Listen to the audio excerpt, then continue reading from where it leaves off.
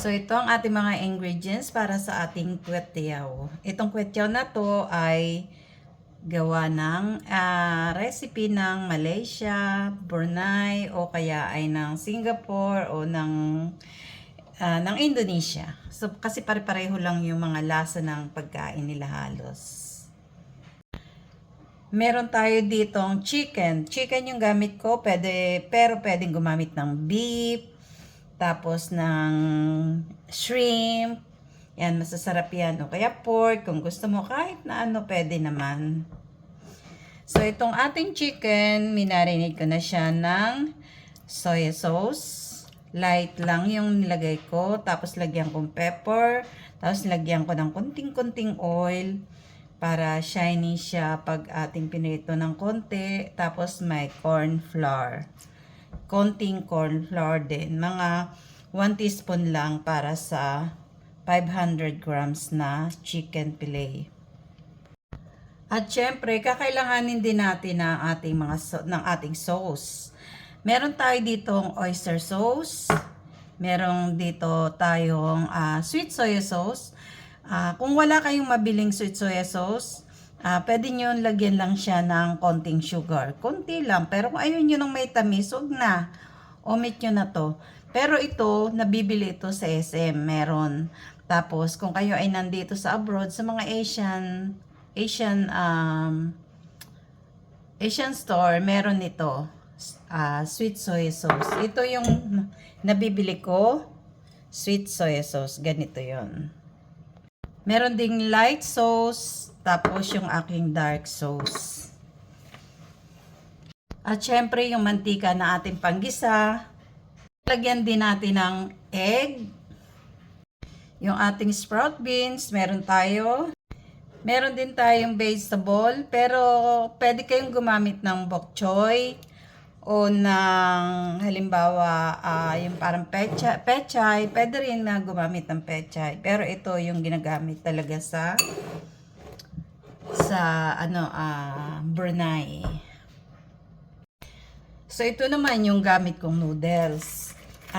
Ito yung dry na noodles. So, pwede rin kayong bumili ng fresh nito. Sa mga Asian store, nakakabili ng fresh. Pero, hindi siya lagi. Pero sa SM, alam ko nakakabili din ng fresh. At saka nakakabili din ng dry. At saka pwede rin sa online, sa Pilipinas. Kasi nakita ko siya. Chinek ko. So, madali lang. At kung dry ang mabibili nyo, sa packaging naman nito, makikita nyo yung procedure kung paano siya lulutuin. Kaya madali lang. So dito may pinakulo na tayong water. Ito yung paglulutuan natin ng noodles. So ibuboil natin mabuti para ilalagay natin na yung ating noodles. So, ayan, at kumulo na yung ating tubig. Ilagay na natin yung ating noodles. Kailangan ma-cover lahat ng water yung noodles para sabay-sabay yung pagkaluto niya. So, ilubog natin.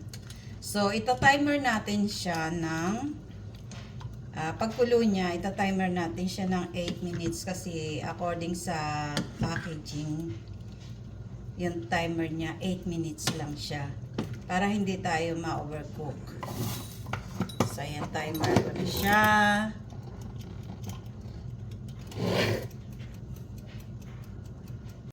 So ngayon, pagsamasamahin muna natin yung lahat ng ating mga ingredients sa sauce.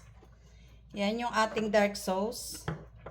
Tapos yung ating oyster sauce. Tapos yung ating light sauce, yung ating sweet soy sauce. So ayan, at saka natin haluin na mabuti.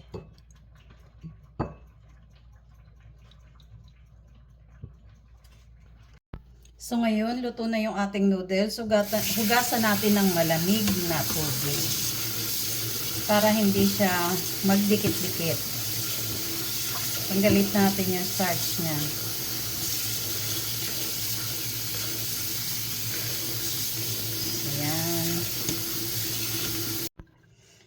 So, i-drain natin siyang mabuti. Hindi natin kailangan ng may tubig kasi luto na siya. Kasi kung may tubig sa pagigisa natin, baka maging malabsa. So, ngayon, lalagay na natin yung ating chicken. Mainit na mainit yung kawali natin, ha? So, ayan.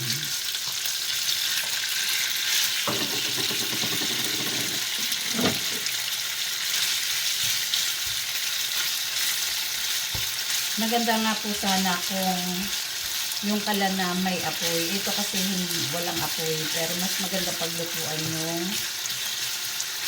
may ano, yung malakas yung apoy. Yun yung mga tamang-tama. Tapos yung wok, yung kawali mo, yung parang pan-Chinese talaga. Yun, ang napakaganda. Tapos, aapoy dito sa loob ng ating kawali. Kasi yun nilalagyan ng Shaoxing wine, kaya siya nag-aapoy.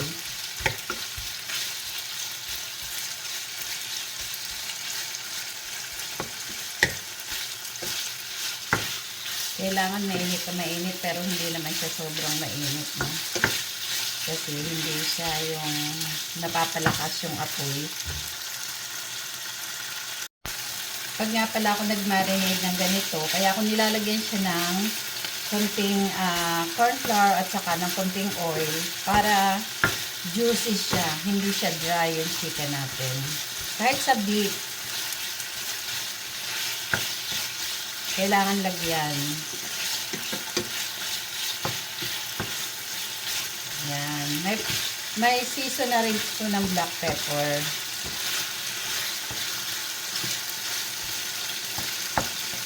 So, pag nawala na yung pula ng chicken, okay na siya.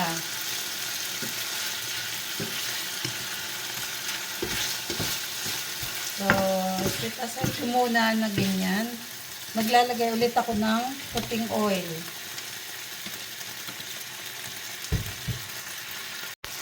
Ilalagay ko yung garlic. Nakalimutan ko sabihin. May garlic tayo. Garlic lang. Wala siyang onion.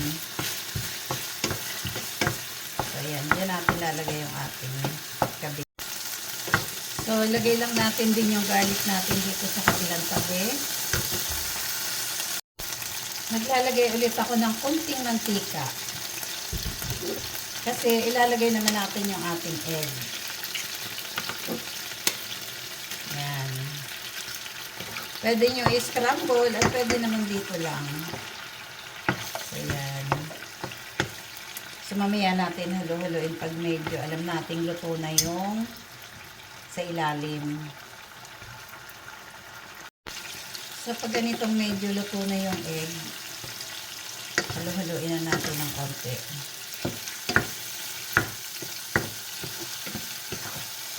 Ayan, pwede na natin isama doon sa ating chicken. So, ngayon, maglalagay na naman ako ng konting oil. Konti-konti lang para hindi siya ma-absorb ng lahat. So, ngayon, lalagay ko na yung aking noodles.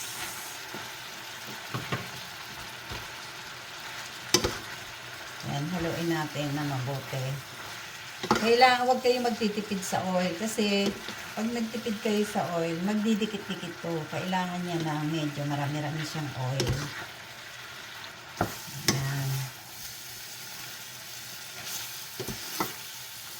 So, ngayon, lalagay natin yung gulay.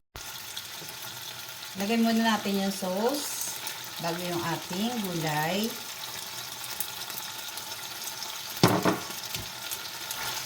Ayan. Hinaan na natin ang apoy, ha.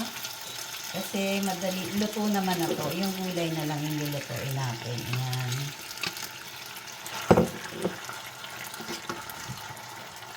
Kailangan dalawang sandok yung gamitin natin.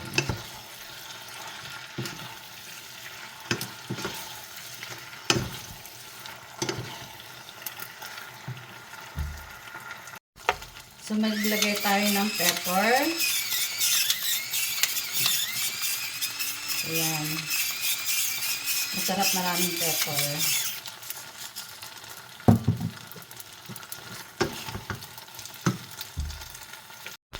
Lagay na rin natin yung ating Anong tawag dito? Beans. Yan.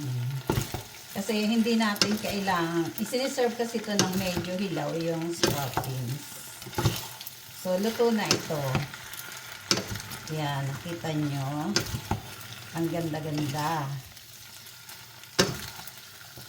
Bakit ka pa bibili sa restaurant na pagkamahal-mahal kung kaya mo namang gawin? So, ito, luto na yung ating kwetiao, yung ating flat noodles. So, kakainin natin. Lalagyan ko ng chili powder.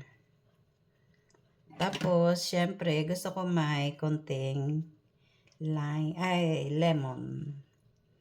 So, ayan. Kung nakukulangan kayo sa soy sauce, dagdagan nyo. Pero, doon sa ating ingredients na recipe, nakalagay doon yung sukat ng ating mga Tama-tama lang para sa akin. So, ito na yung ating flat noodles. Titikman.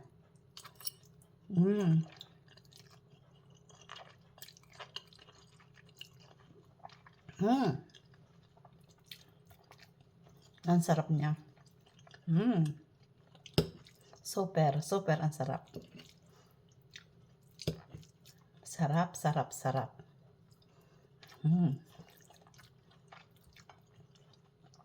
Nilagyan ko po ng coriander kasi mahilig ako sa coriander. Oh, lalong sumarap.